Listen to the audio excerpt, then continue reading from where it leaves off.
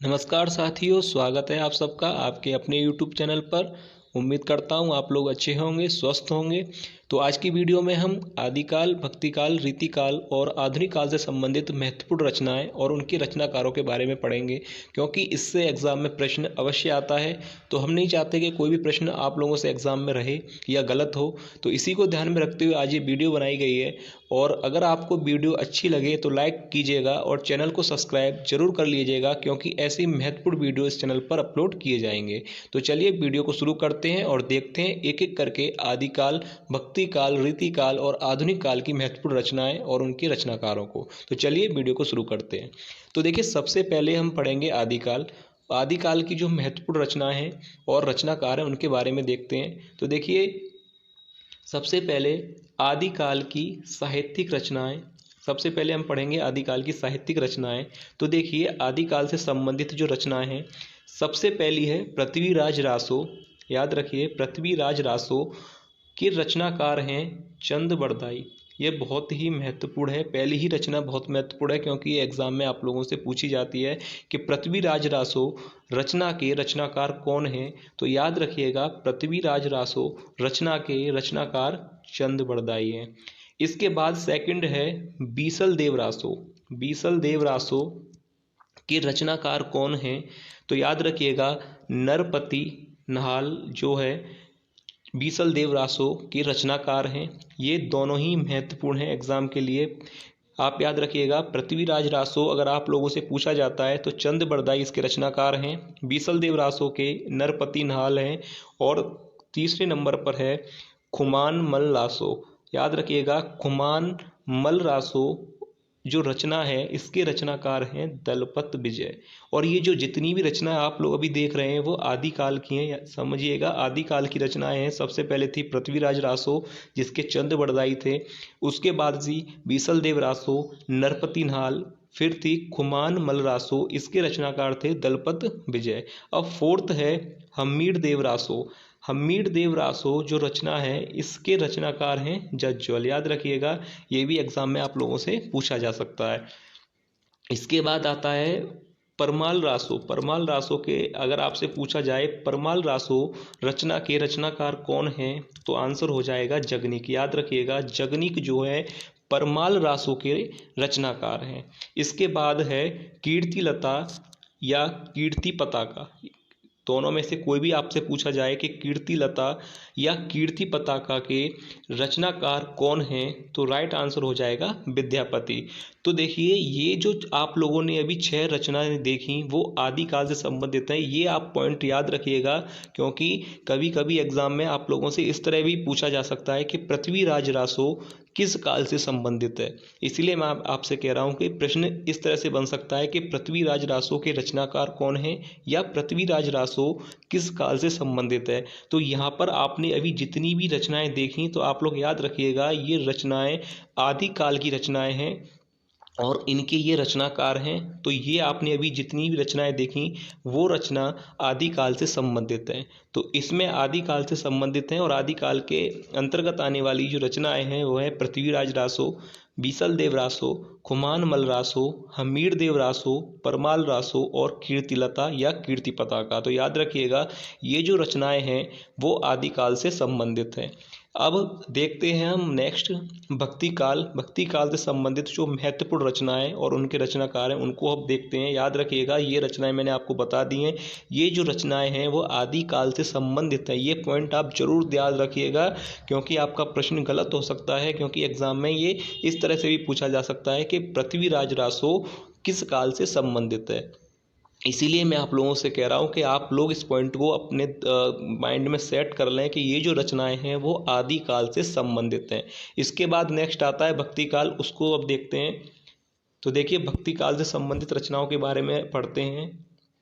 देखिए, तो देखिए नेक्स्ट है हमारा भक्तिकाल। अब भक्तिकाल से संबंधित साहित्यिक रचनाएं कौन कौन सी हैं? तो देखिए, सबसे पहले आता है फर्स्ट सूरसागर। ये जो रचना है वो भक्ति काल की है और इसके रचनाकार हैं सूरदास।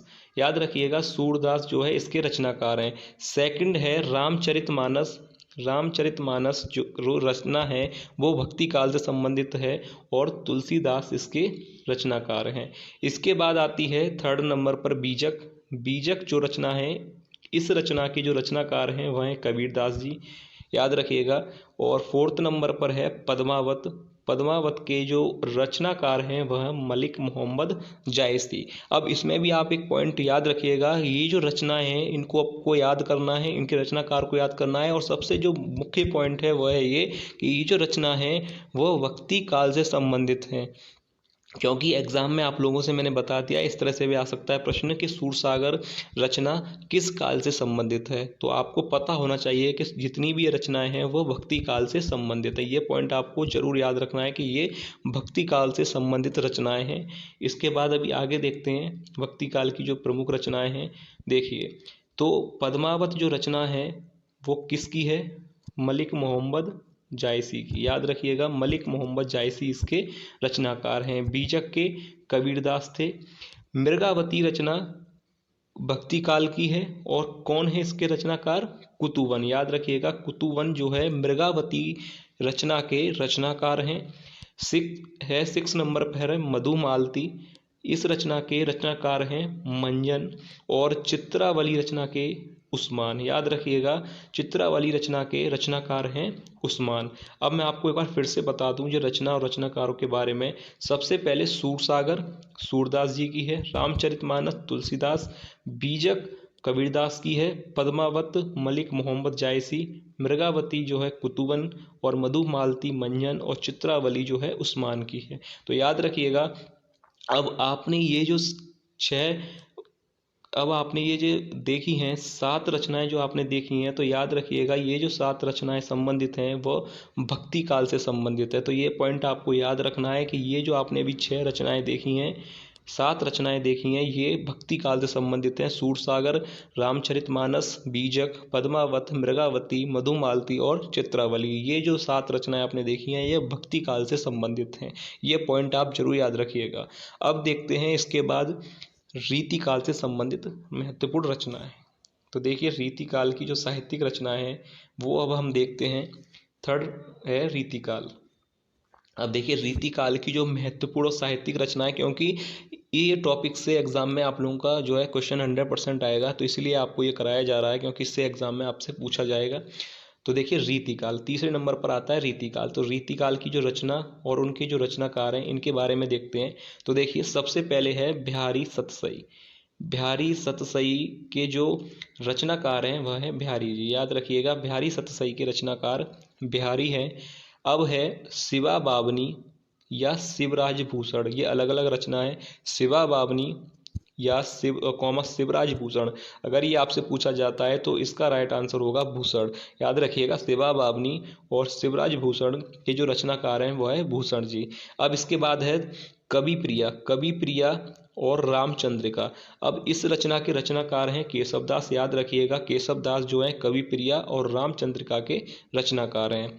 भाव विलास या अष्टयाम, इसके जो रचनाकार हैं वह हैं देव, याद रखिएगा, भाव विलास या अष्टयाम के जो रचनाकार हैं वह है देव। इसके बाद आता है, नेक्स्ट आता है इसके बाद सुजान बिलास और कोकसार। इसके याद रखिएगा, सुजान बिलास और कोकसार के जो है रचनाकार वह हैं घनानंद।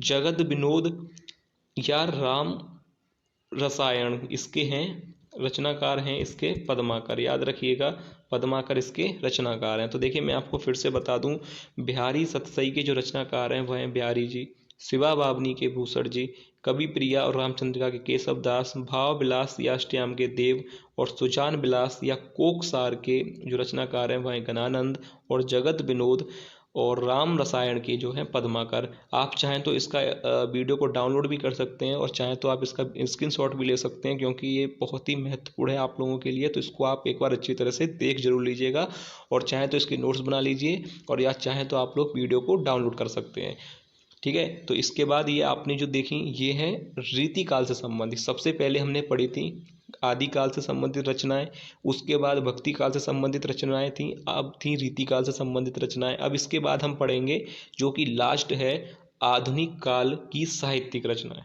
साहित्यिक कृतियाँ हैं। तो अब देखिए आधुनिक काल की साहित्यिक कृतियों के बारे में देखते हैं, क्योंकि ये जो काल हैं इनकी जो महत्वपूर्ण रचनाएं, इनसे एग्जाम में प्रश्न 100% बनता है।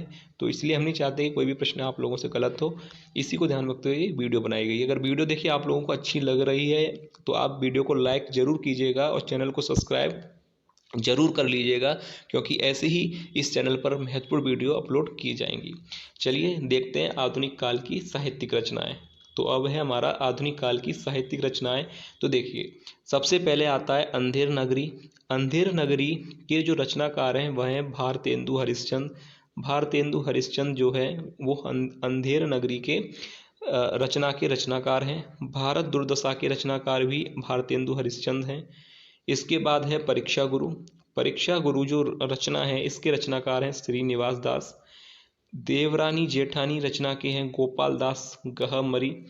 चिंतामणि के हैं आचार्य रामचंद्र शुक्ल। और चिंतामणि पहले मैं बता दूं बहुत ही इंपॉर्टेंट है, एग्जाम में ज़्यादातर पूछा जाता है कि चिंतामणि के रचना के रचनाकार कौन है, तो याद रखिएगा आचार्य रामचंद्र शुक्ल हैं। और एक बात याद रखिएगा, ये जो आप रचनाएं अब देख रहे हैं ये आधुनिक काल के अंतर्गत आती हैं, इसलिए ये पॉइंट आपको बार बार कह रहा हूँ मैं, याद रखिएगा आदिकाल की कौन सी हैं, भक्तिकाल, रीतिकाल और आधुनिक काल की कौन सी हैं। तो ये आप जो पढ़ रहे हैं अभी ये आधुनिक काल से संबंधित है। अंधेर नगरी भारतेंदु हरिश्चंद्र, भारत दुर्दशा भारतेंदु हरिश्चंद्र, परीक्षा गुरु जो है श्रीनिवास दास की है और चिंतामणि आचार्य रामचंद्र शुक्ल की।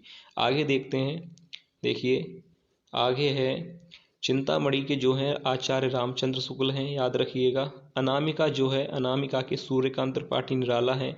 युगवाणी के सुमित्रा नंदन पंत हैं। और दीपशिखा रचना के रचनाकार जो है महादेवी वर्मा है, याद रखिएगा ये भी एग्जाम में पूछी जाती है। दीपशिखा के जो रचनाकार हैं वह है महादेवी वर्मा, याद रखिएगा बहुत ही महत्वपूर्ण है महादेवी वर्मा।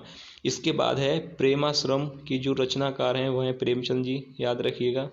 गबन जो काफ़ी बार एग्जाम में पूछा गया है, गबन के जो रचनाकार हैं वो हैं प्रेमचंद, इसको तो आप अंडरलाइन कर लीजिए। प्रेमचंद जो है गबन और प्रेमाश्रम के जो है रचनाकार हैं। और गोदान भी इन्हीं की ही रचना है प्रेमचंद की।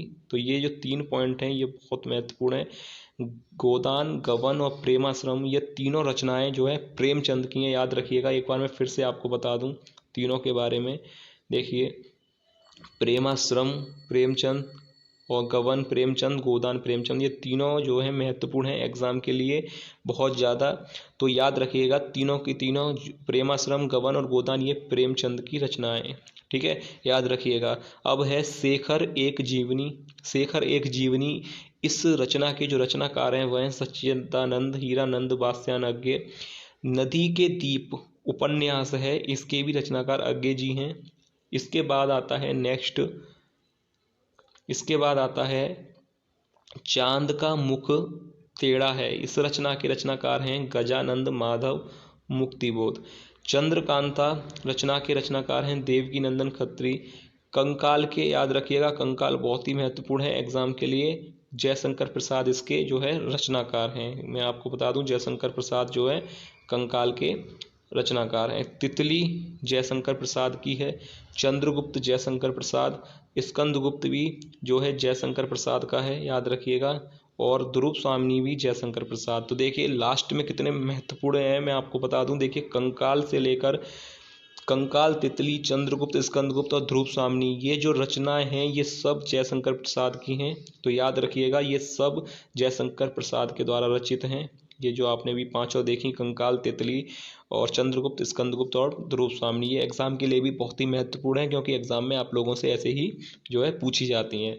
तो आपको आई होप आप लोगों को समझ में आ गया होगा कि मैं आपको क्या समझाना चाह रहा हूँ कि जो कालों से संबंधित जो आपने रचनाएं देखी हैं तो याद रखिएगा मुख्य पॉइंट कि किस काल से संबंधित है, क्योंकि रचनाकार आप लोग फिर भी कर सकते हैं याद। कालों से संबंधित आपको कंफ्यूज नहीं होना है कि आदिकाल के अंतर्गत कौन सी आती हैं, रीतिकाल, भक्तिकाल और आधुनिक काल के अंतर्गत कौन सी आती हैं। तो देखिए ये जो अभी मैंने आपको 5 बताई थी, कंकाल, तितली, चंद्रगुप्त, स्कंदगुप्त, ये पांचों जो है जयशंकर प्रसाद की हैं। ये पांचों की पांचों जयशंकर प्रसाद की हैं। तो याद रखिएगा इससे भी प्रश्न आपसे एग्जाम में बन सकता है। तो आज की वीडियो में आपने पढ़ा आदिकाल, रीतिकाल, भक्तिकाल और आधुनिक काल से संबंधित जो रचनाएं थी उनके बारे में, उनके रचनाकारों के बारे में पढ़ा। इसी तरह से नेक्स्ट वीडियो में हम आपको और महत्वपूर्ण टॉपिक पढ़ाएंगे। तो इसलिए अगर वीडियो आप लोगों को अच्छी लगे तो वीडियो को लाइक कीजिएगा और चैनल को सब्सक्राइब जरूर कर लीजिएगा, क्योंकि ऐसी ही महत्वपूर्ण वीडियो इस चैनल पर अपलोड किए जाएंगे। तो चलिए मिलते हैं नेक्स्ट वीडियो में, तब तक आप लोग अपनी तैयारी अच्छी तरह से करते रहिए। अब हम मिलेंगे नेक्स्ट वीडियो में महत्वपूर्ण टॉपिक के साथ।